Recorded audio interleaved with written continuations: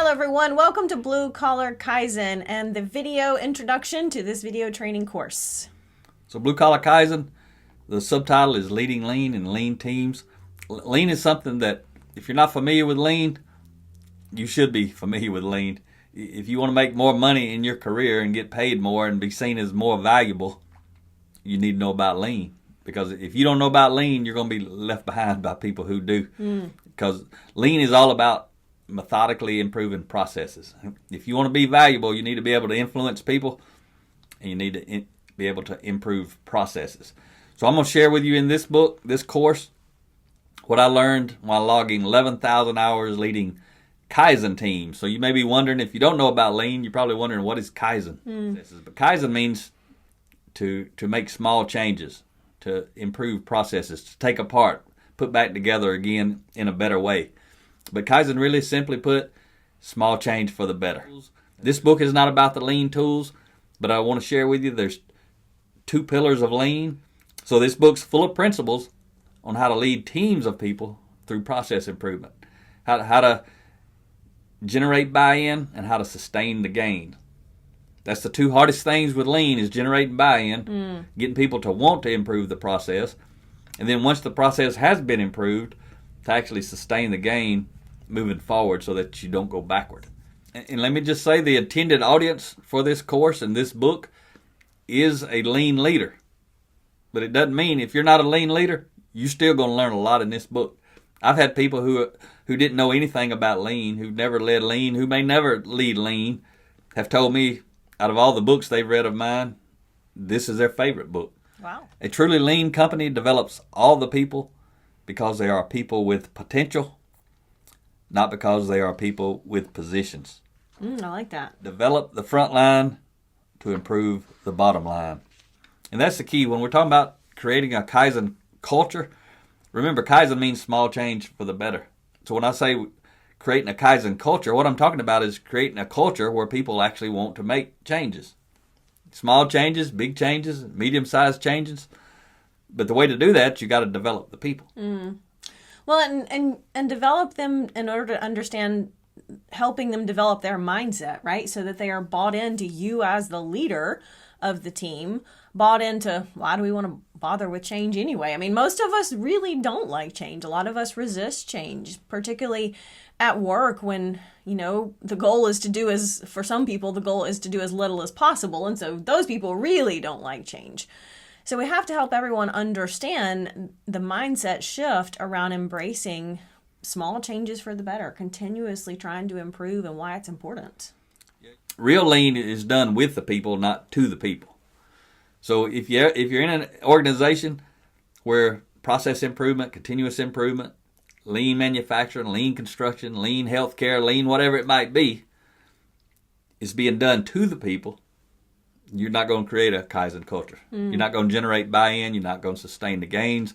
The whole key to creating a Kaizen culture is to do it on a foundation of trust. When we talk about the context of leading teams of people, and I know you're going to get into this, but that's really where who you are and whether you're modeling these attributes is really going to determine the level of influence and the level of impact that you can have. Yeah, because if you live in Kaizen, it means you got to build trust with people. You got to model that. You got to walk in the room and build trust. The tools that you're talking about, and the context of your experience was in manufacturing, but the tools or the concept of continuous improvement and Kaizen absolutely applies regardless of the industry that you're in. My experience with Kaizen and with lean was all in healthcare setting, and so definitely a completely different industry than manufacturing. But the tools and the concepts absolutely apply regardless of the industry, and the leadership skills that will help you be effective at leading lean teams will help you be effective at influencing everybody else in your life. So it doesn't matter if you don't report to me. I'm going to have influence 360 degrees from wherever I'm at. When I walked into these facilities, I had influence with the entry-level people, the support people, the management team, top to bottom, the owners. I'm leading the entire organization. I don't even work there. I'm transforming the entire organization without a single position of authority. Nobody had to do anything unless they wanted to. but I had to lead myself in a way that I could lead them in a way that caused them to want to work with me. And in one way was giving them credit nonstop. Even though I was the expert, they hired me because I was the expert. They already knew I could do it. What they didn't know was could their team do it. Yeah. And a lot of times I may give them a good idea, but I still let them have it. Here's your idea. You take it. You get credit for it. And then I'd pump them up. And guess what happened to my influence? It went up. Guess what happened to our results? They went up. We got results. We made it happen. The improvement in that event, when we actually did the data and measured the data before and after, they increased output per person per hour 376% in a week with the same people, because I introduced them to lean and leadership. We didn't do anything different as far as what we were at the work. We changed the layout, we changed the steps, we changed the sequence and all that, but the real work still had to happen. Yeah. So that's the kind of results when you learn lean and leadership. If you work in an organization that's not doing lean, you got to do leadership too. Lean and leadership, 200, 300, 400%. Absolutely possible. A lot. I did it a lot. 100%, 200%.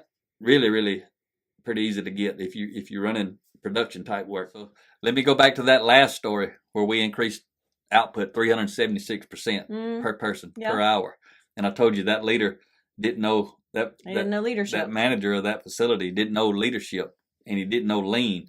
When I'm teaching you this book, this course, I'm talking to some about lean, but because I know a lot of you don't know it, but the book is really written for somebody who does know about lean, because it's written for somebody who's facilitating lean. a Kaizen event, right? Leading lean.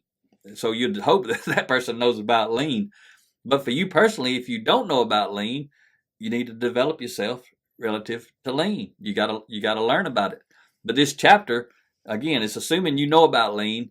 So if you know about lean but you don't know about leadership, that's who this chapter is for. That's what this whole book is for. It's for all those people who are doing what I used to do, but they never have yet discovered personal growth and leadership development. Because I worked in multi-billion-dollar global organizations for 20 years, from 1988 to 2008, and no leader ever introduced me to this type of content, meaning personal growth, leadership development.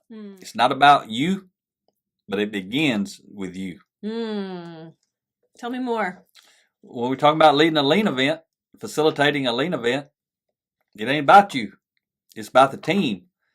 But that team's results is going to depend on you. That's why I say it ain't about you, but it begins with you. You got to develop yourself and be prepared to facilitate these types of events. And I don't care what your position is. You could be in an entry-level position, or you could be a CEO.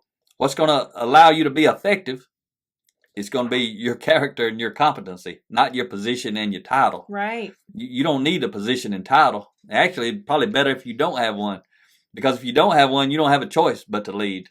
Somebody without a position and title is not going to walk in with an iron fist try to tell everybody what to do.